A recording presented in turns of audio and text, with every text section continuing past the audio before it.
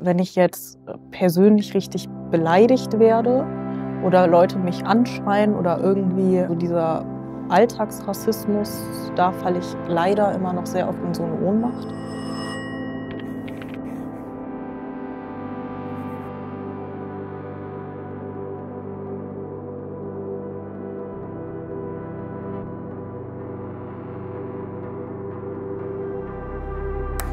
Wann hast du das erste Mal gemerkt, dass du als anders wahrgenommen wurdest? Die würde ich vielleicht als erstes beantworten. Bei mir ging es ja eigentlich schon im Kleinkindalter los, aber so richtig wahrgenommen habe ich das, glaube ich, das erste Mal in der Grundschule, so in der 1. Klasse halt. Also den Vorfall hatte ich ja vorhin auch schon ein bisschen geschildert, mit dem, dass mir halt gesagt wurde, dass Deutsche besser sind als Afrikaner. So da war das halt das erste Mal so richtig bewusst, glaube ich, oder wo ich mich aktiv dran erinnern kann. Und dann hat sich's ja die ganze Zeit so weitergezogen. Ja, dann konnte man ja teilweise nicht mal mehr über die Straße gehen, irgendwie, ohne dass man jetzt irgendwie angeschrien wurde. Oder, also ich bin ja auch habe ja in Ostberlin gewohnt, in Lichtenberg, und neben unserer Wohnung sozusagen war auch eine Kneipe, wo diverse Menschen drin gesessen haben, die eine gewisse politische Einstellung haben, wo dann halt auch gewisse Wörter halt dann kamen, also sowohl gegen mich als auch gegen meine Familie generell, wenn wir irgendwie gemeinsam unterwegs waren. So, dass man dann halt irgendwie, weiß ich nicht, als nicht arisch bezeichnet wurde, oder, also auch meine Mutter wurde auch extremst beschimpft. Wie war das? Hast du dich da gefühlt? Oder Ich hatte Angst. Hast du Angst, ne?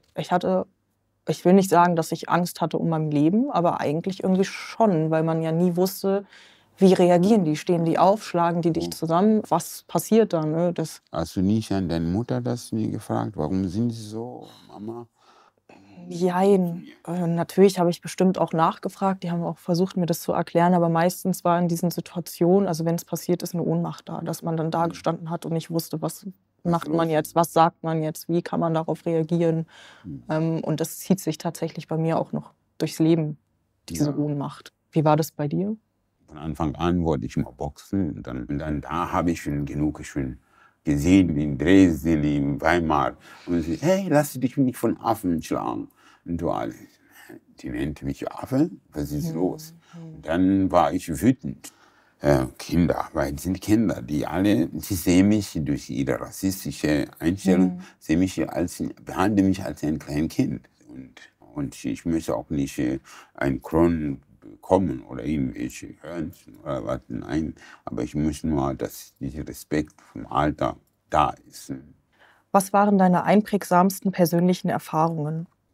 Wenn wir oft zur Arbeit gefahren sind, mussten immer ganz früh fahren, im Tierpark.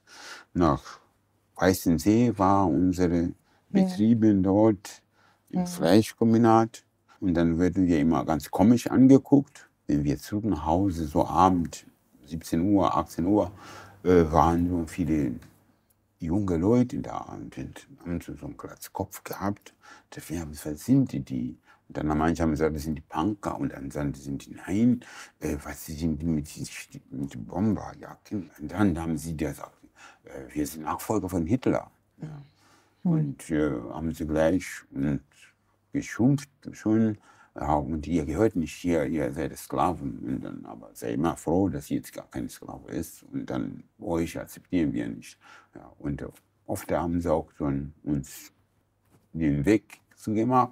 Ja, und da kommt die Polizei, statt mir zu helfen, sagt, hey, wir wissen, dass du Boxer bist. Und dann, wir nehmen dich mit.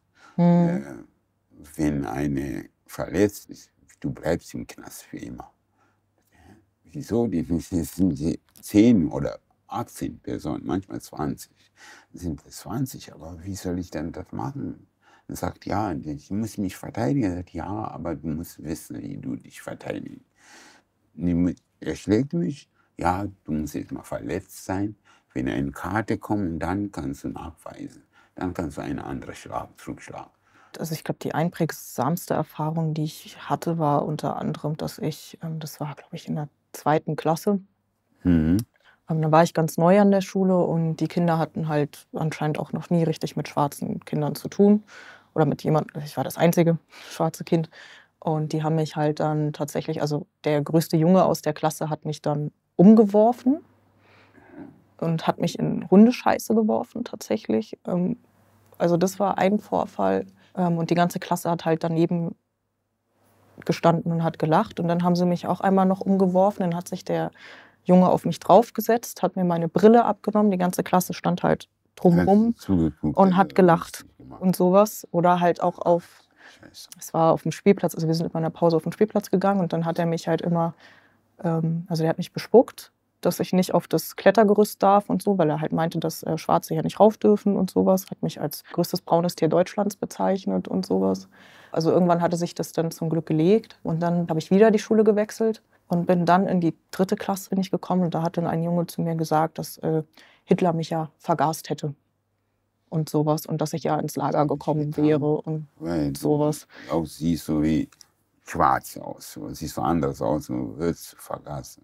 Und dann haben wir das halt auch alles gemeldet und so und die Schule war halt komplett überfordert. Die wussten nicht, was sie machen sollen. Die waren so, ja, das sind ja, wir wissen es nicht, ne? Wir machen jetzt mal hier ein Du-Du und so. Aber so richtig aufgearbeitet hat halt keiner. Aber ich sag mal, sowas will man auch von Lehrern erwarten, die selber teilweise noch rumstehen und sagen, ja, wir essen jetzt hier ein Mohrenkopfbrötchen oder wir essen jetzt hier einen Negerkuss und mich dann halt auch noch auslachen, vor allem ich war halt in der 3., 4. Klasse und habe dann schon gesagt, ey Leute, das geht nicht, dass ihr hier Negerkuss sagt oder Mohrenkopf oder so, ne? Und die haben mich halt komplett ausgelacht, also sowohl die Pädagogen als auch die Schüler und sowas und das ist halt eigentlich immer noch so. Also, wie beeinflusst Rassismus deinen Alltag? Wenn ich jetzt persönlich richtig beleidigt werde oder Leute mich anschreien oder irgendwie, also so dieser Alltagsrassismus, so dieser aggressive, da falle ich leider immer noch sehr oft in so eine Ohnmacht. Auch mal so im Arbeitsumfeld oder generell so Schulumfeld oder so, wenn da so rassistische Begriffe reproduziert werden. Generell sage ich schon sehr viel von wegen, ja, geht nicht. Ne? Ihr könnt hier nicht irgendwelche Begriffe nehmen, weiß ich nicht, Mohrenkopf oder Negerkuss oder so, sage ich sofort, ey Leute, funktioniert nicht, finde ich nicht cool. Da bin ich sehr auf Zack, obwohl ich auch sagen muss, dass ich eigentlich keine Lust habe, ständig den Leuten zu sagen, ey, bitte nicht, es verletzt mich, es ist rassistisch, das ist der historische Hintergrund, was weiß ich und so. Aber ich denke mal, ich werde die Rolle die ganze Zeit spielen. Ich muss auch nicht sagen, dass die dich verletzt oder sowas nicht sagen, weil sie macht dann nachher weiter so. Es ist einfacher, am besten da rein, da raus, nicht interessieren.